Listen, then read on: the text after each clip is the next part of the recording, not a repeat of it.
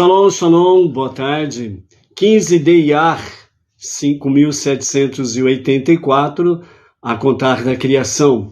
Estamos no dia 23 de maio de 2024, da Era Comum, à tarde com a Torá, trazendo a Parashá da semana, as suas reflexões para o nosso ensinamento, com a finalidade, dentro do mês de Iyar, que é um mês completo, com referência à contagem do Homer, Sefirat HaOmer, para o nosso Tikkun, a nossa cura emocional e o nosso refinamento pessoal.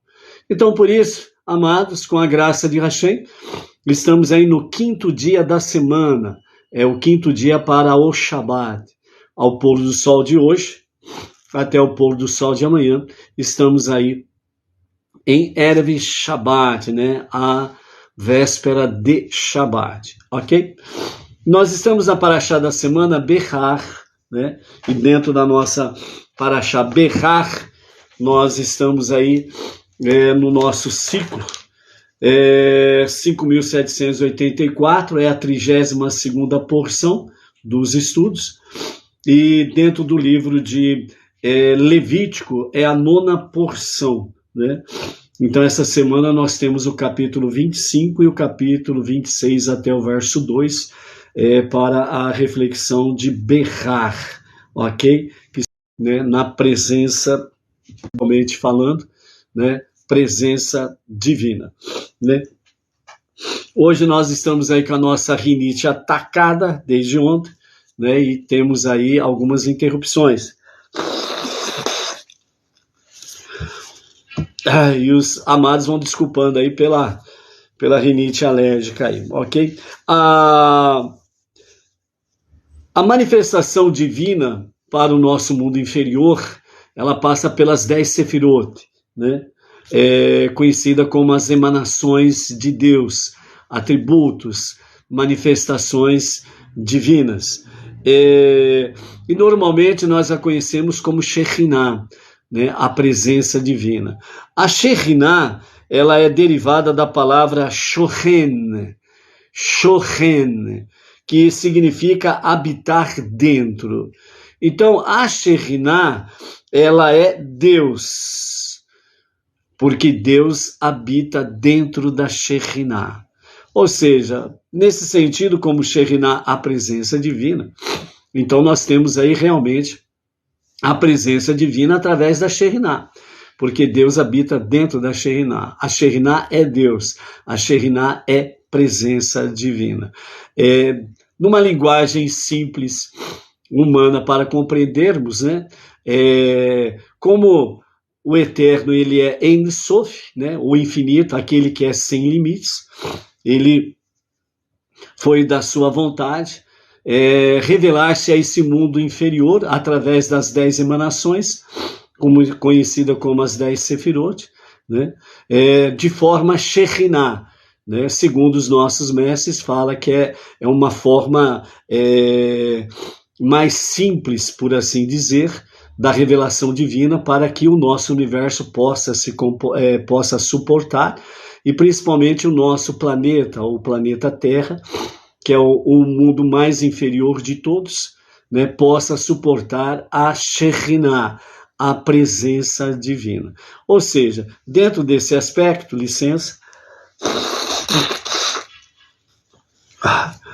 dentro desse aspecto, nós temos aí, de fato, a presença divina dentro do nosso planeta.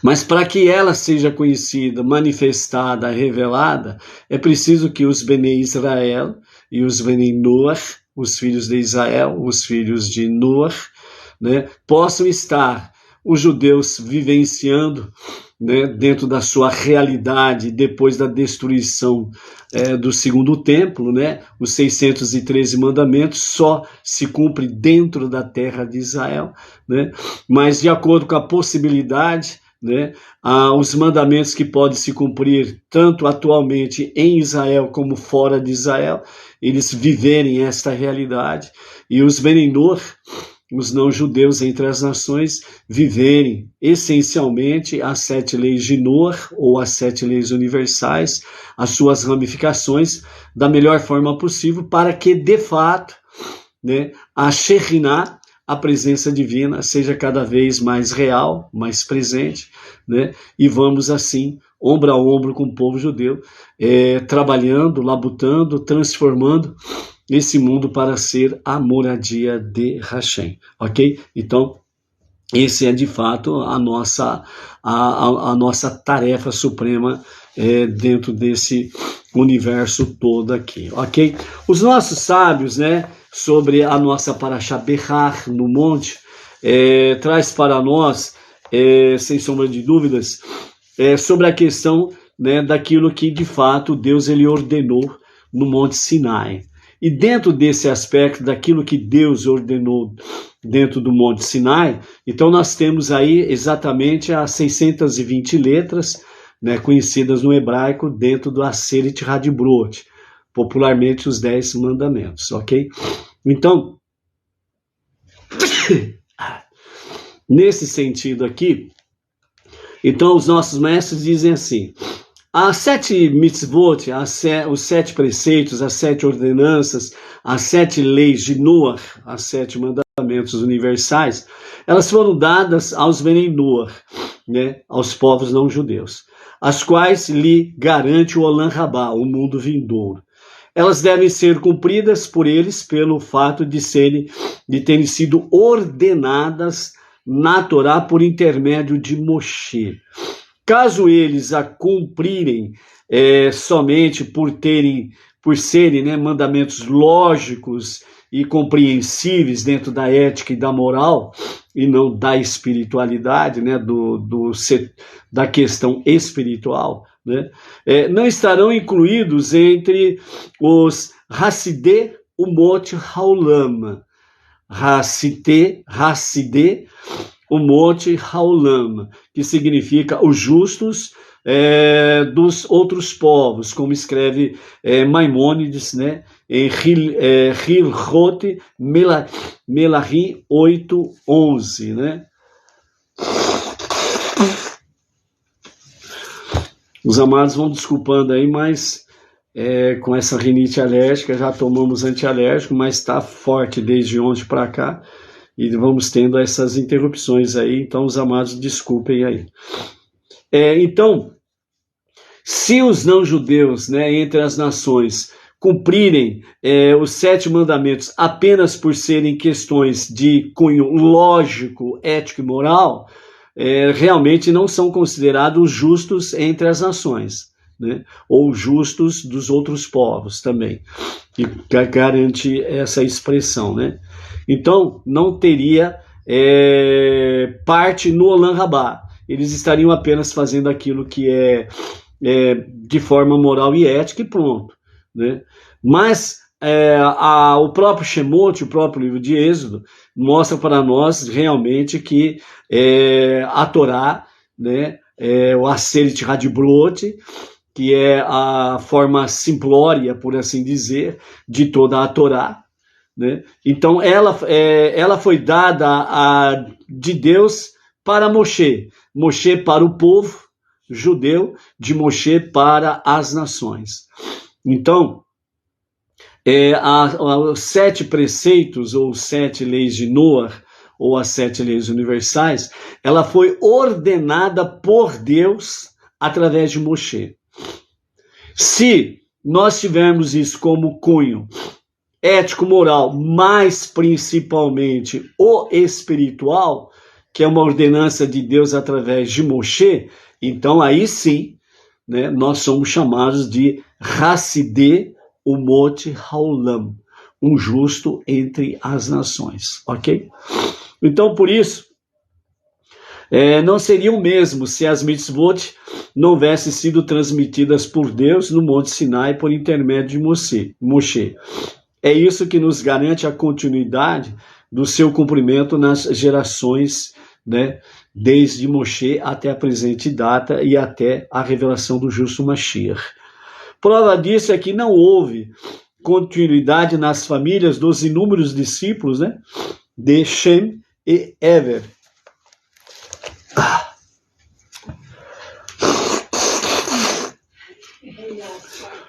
Misericórdia.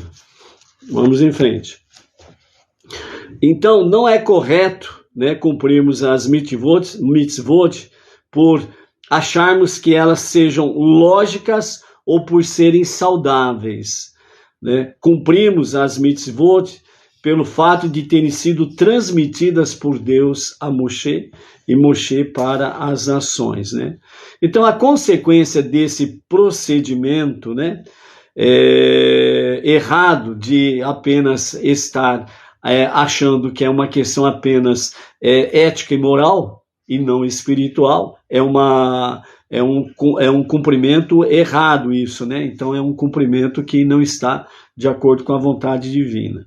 É que quando nem todos entenderem o motivo e a razão das mitzvot, elas passarão a não ser mais cumpridas, né? Então, é preciso ter o cunho ético-moral, mas essencialmente o espiritual. Por quê? Porque quando se cessa a ética e a moral, então as pessoas deixam de cumprir. Mas quando tem o fator essencial, que é o espiritual, uma ordenança dada por Deus a Moshe e Moshe para as nações, então, mesmo que entre as nações a questão ética e moral cesse, como nós estamos vendo, né, em abundância pelas nações, né, as questões éticas e morais sendo cada vez mais desprezíveis. Mas temos aí, tanto pelo lado judaico, os Benei Israel, como pelo lado Benei Noach, né, o cumprimento das 7 leis universais.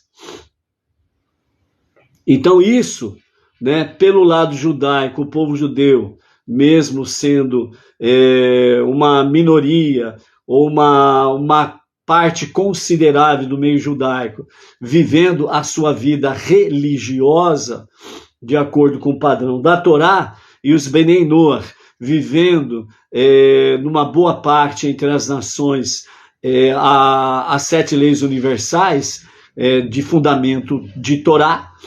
Isso é, de fato, a causa do mundo ainda existir e não ter acabado, entrado num caos absoluto e voltar ao zero absoluto, né?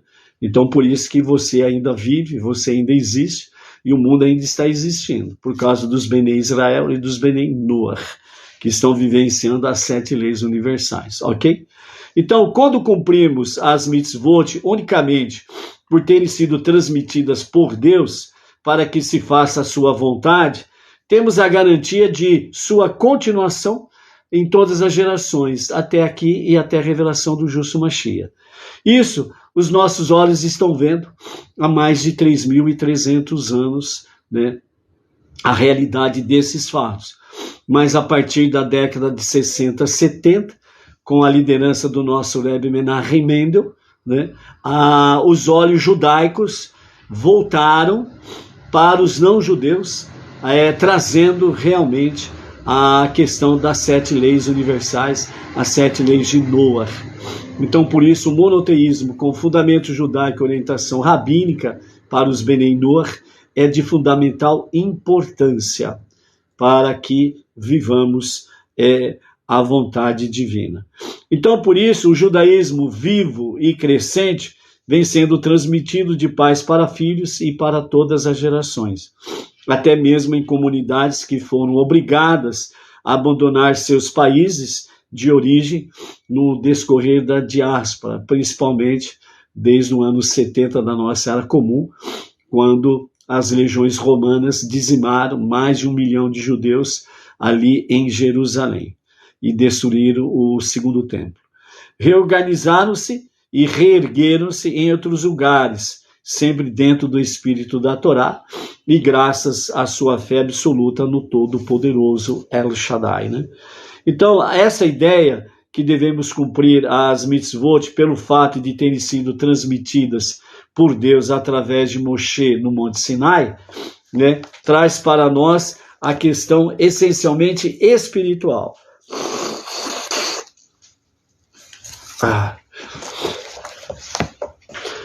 Então, por isso, né, o cumprimento das 7 leis universais e as suas ramificações, nós nunca podemos perder de vista o cunho espiritual, que é o fundamento da questão ética e moral, certo? Sem o fundamento, a base, o alicerce espiritual, que é uma ordenança de Hashem, né? Então a questão moral e ética, ela se perde com o tempo. Assim como tem acontecido entre as nações. O que era imoral antigamente, hoje já não é imoral, é normal. O que era imoral antigamente, passou a ser agora reverenciado, respeitado. E o que era certo antigamente, hoje é rejeitado. O errado virou certo, o certo virou errado. É o que nós estamos vendo entre as nações dessa forma aí, ok? Então, por isso, reorganizar-se e reerguer-se é importante. Por isso, os Beninor no Brasil e entre as nações estão se reorganizando, se reerguendo dentro do monoteísmo com fundamento judaico e orientação rabínica, ok? Então, essa ideia que devemos cumprir as mitzvot pelo fato de terem sido transmitidas, né, por Deus no Monte Sinai, em princípio, né, depois de 6 anos de cultivo da plantação, não há lógica para deixar a terra descansar durante um ano inteiro e abandoná-la a quem queira usufruir de seus frutos. Conforme consta na Torá, né, Levítico 25, 21, e mandarei a vocês minha bênção no 6º ano, quando produzirá o suficiente para 3 anos, para o 6º, 7º e 8º ano, né? Como foi mencionado no outro shiur. Fica evidente, então, que isso é possível, porque o Criador assim ordenou, e nossa fé nele nos faz acreditar que mandará a sua bênção. Confiança. Epa. Portanto, a mitzvah de Shemitah, que nós encontramos nessa paraxá de Behar, né? No 7º ano a terra descansa, trabalha durante 6 anos, e no 7º ano a terra descansa, certo? Então, por isso...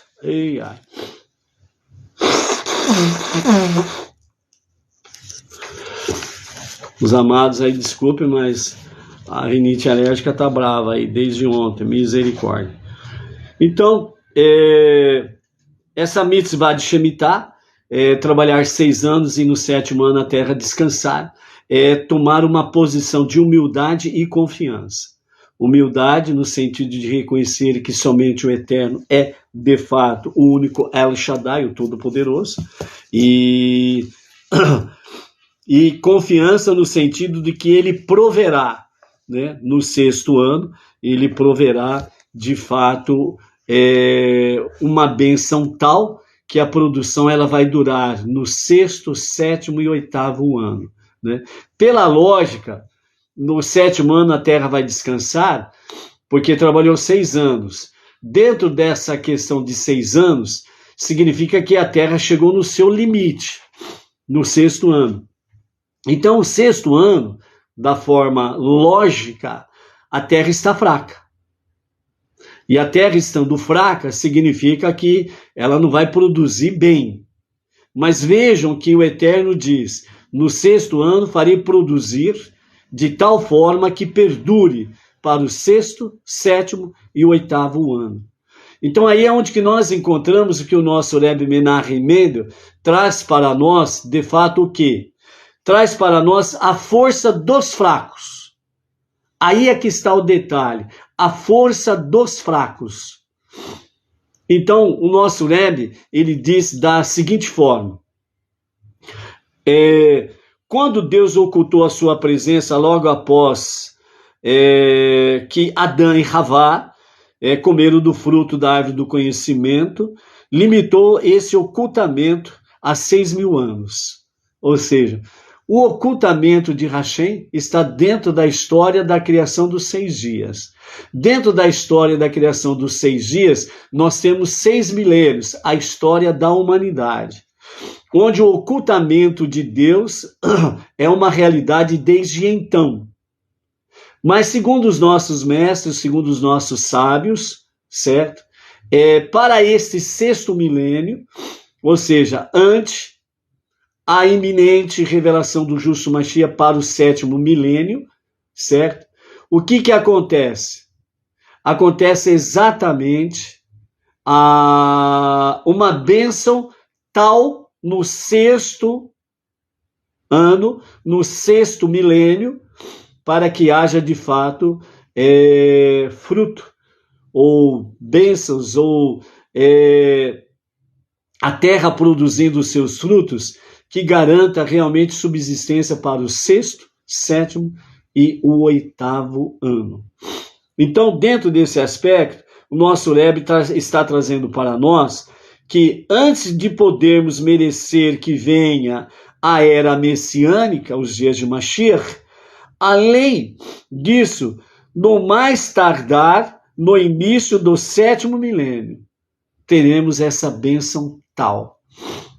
Ou seja, dentro dessa realidade, nós podemos, de fato, estarmos aí vivenciando que, a partir do meio-dia da sexta-feira, a partir do meio-dia do sexto dia da semana, quando todo mundo judaico volta-se completamente para a preparação da entrada de Shabat, onde se confia plenamente na providência divina, o nosso Rebbe Menachem Mendel fala que nós estamos vivendo exatamente o partir do meio-dia do sexto dia.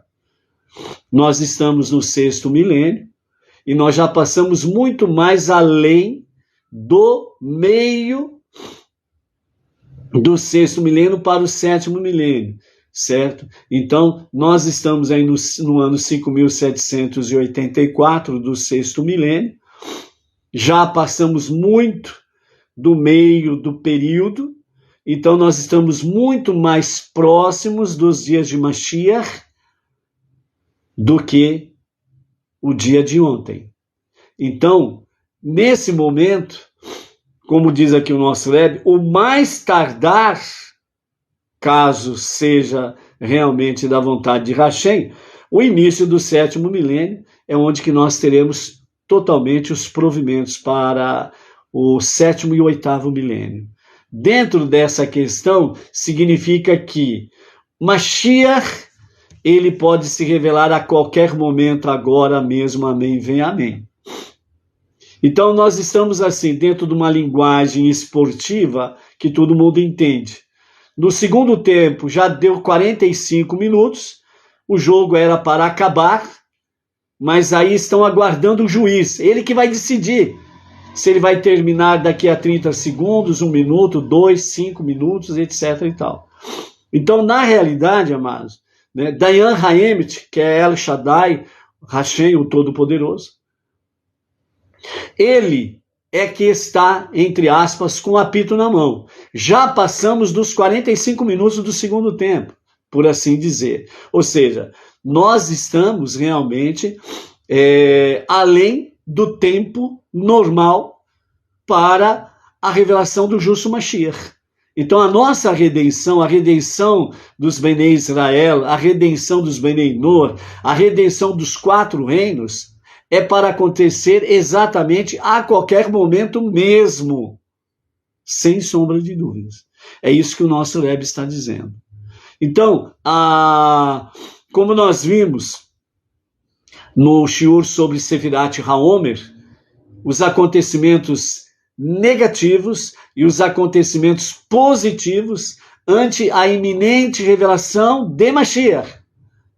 Nós estamos vivenciando exatamente isso no mundo.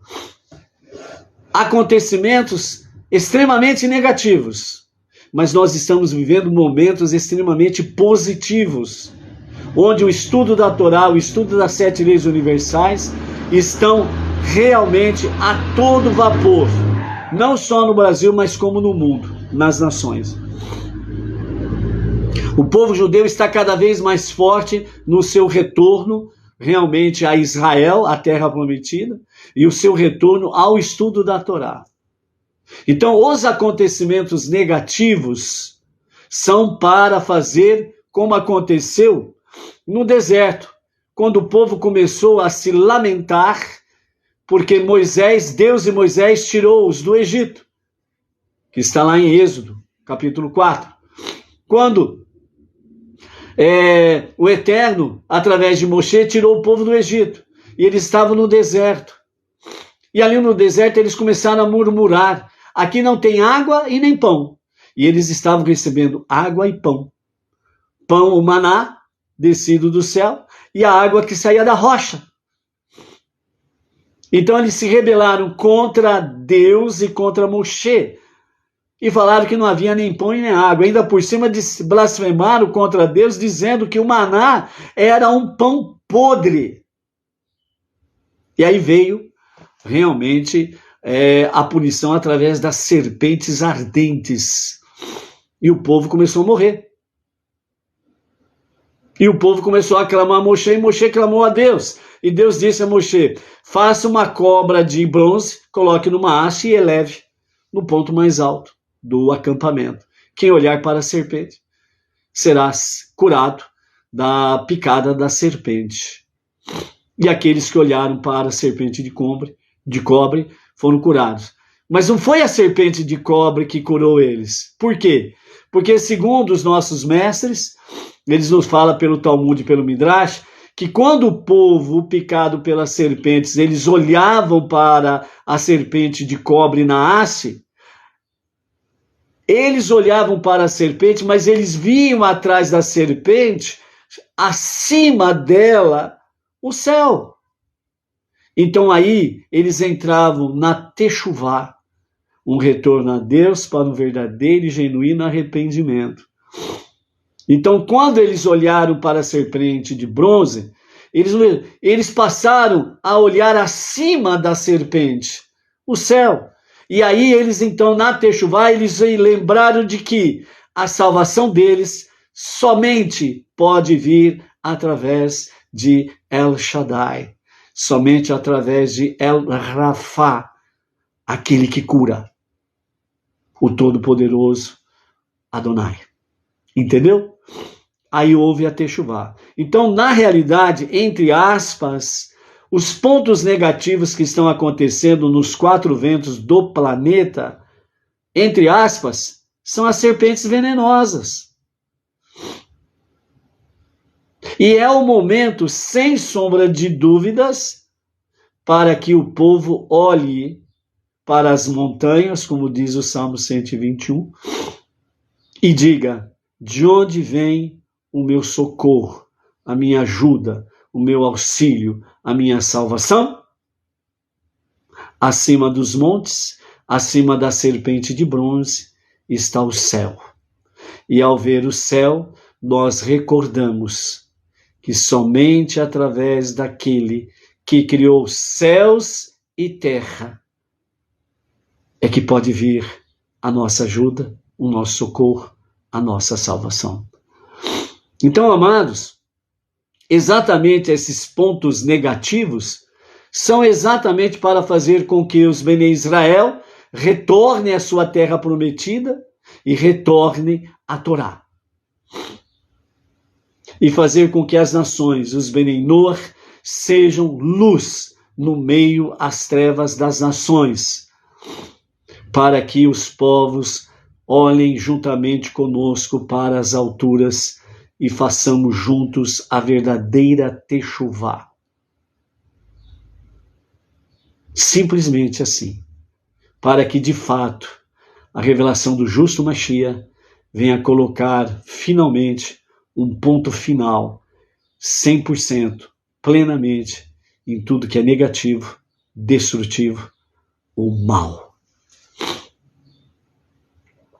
Então, por isso, na graça de Hashem,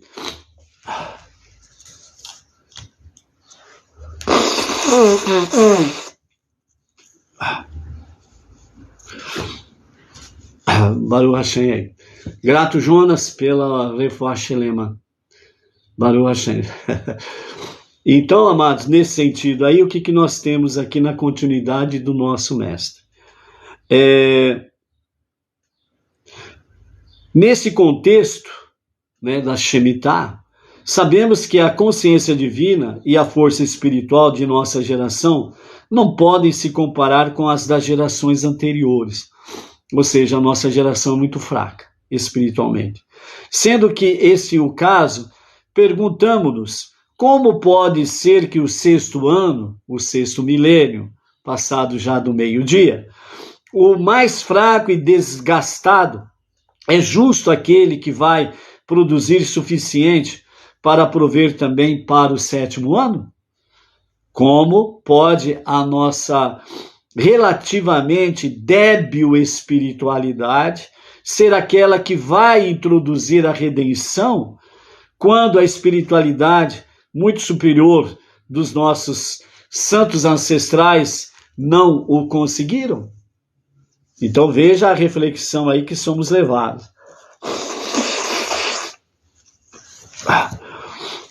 Então o nosso Rebbe diz assim: a isto Deus responde que, pelo mérito da nossa fé simples, que se manifesta em nossa dedicação à missão divina, apesar de todos os obstáculos e além das limitações da lógica, Ele vai aumentar a produção do sexto ano e nos trará a redenção.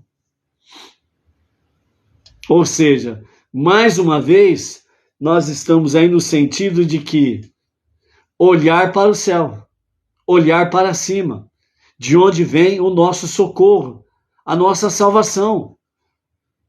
Justamente por sermos uma geração realmente mais fraca na fé, tanto no sentido povo judaico, Bene Israel, como as nações dos Bnei Noach, mas é do agrado do Pai, para que todos voltem os seus olhares para as alturas, para o céu, para Ele. Então, a força dos fracos, a nossa força está na nossa fé simples. A nossa força, ela está exatamente em reconhecermos com humildade o quanto somos fracos e o quanto que nós dependemos de Deus para tudo. É a nossa fraqueza que vai nos fazer forte. Por quê? Porque nós vamos buscar o refúgio em El Gibor, o Deus da força. E é Ele que vai nos conceder a força para podermos permanecer, prevalecer, persistir e podermos vencer. Para que nós possamos reconhecer que só Hashem pode nos conduzir em triunfo para a redenção final com o justo Mashiach. Ok? Então, amados, a força dos fracos. Esse é um momento propício, sem sombra de dúvidas, para que nós possamos buscar em Hashem essa força para seguirmos a nossa jornada monoteísta com fundamento judaico e orientação rabínica. Para termos essa força que vem do alto, para que nós possamos viver com os Bnei Israel, viver com Mashiach, a redenção final, o último passo para o Olam Rabá. Por isso, não vamos desistir da nossa tarefa suprema, que é transformar este mundo para ser a moradia de Hashem. Amém, amém. Ok? Os amados aí, desculpem aí os momentos de interrupção devido à nossa rinite forte. O Jonas pelo Refuah Shelema, né? A cura completa, a Tatiana Rios, né? Sobre a questão aí, né? O famoso chá de limão com casca e tudo ferve e é só tomar, né? Faltou colocar o limão aí ou não, Tatiana? Aliás, o limão não, o mel, né? Faltou colocar o mel ou não aí, né? Baruch Hashem também, ok? Então, amados, amanhã é o sexto dia da semana, ao pôr do sol de amanhã vamos entrar no sagrado dia do Shabat. Então, amanhã, o acendimento das luzes especiais de Shabat serão às 17h09. Então, às 17h09, acendimento das luzes especiais de Shabat. E a partir das 20h15, né, estaremos transmitindo diretamente da Sinagoga Benidorm Regional Bauru. Epa!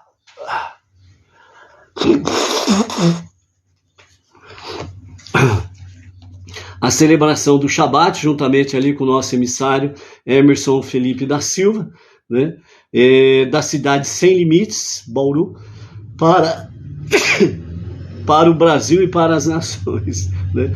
Com a graça de Hashem, até amanhã estaremos melhor aí. Então é o chá sem o mel, Baruch Hashem. Ok, amados? Vamos em frente, vamos realmente na força de Hashem. É dele que vem a nossa força para vencermos tudo aquilo que é negativo, que não é produtivo, tudo aquilo que é mal, e possamos assim sermos instrumentos de Hashem para resgatar milhares e milhões de pessoas para o monoteísmo com fundamento judaico. Ok? Até amanhã com a graça de Hashem. Aliás, à noite, né, às 20 horas, temos aí o Sefirat HaOmer, a contagem do homem. Shalom, shalom. Até lá.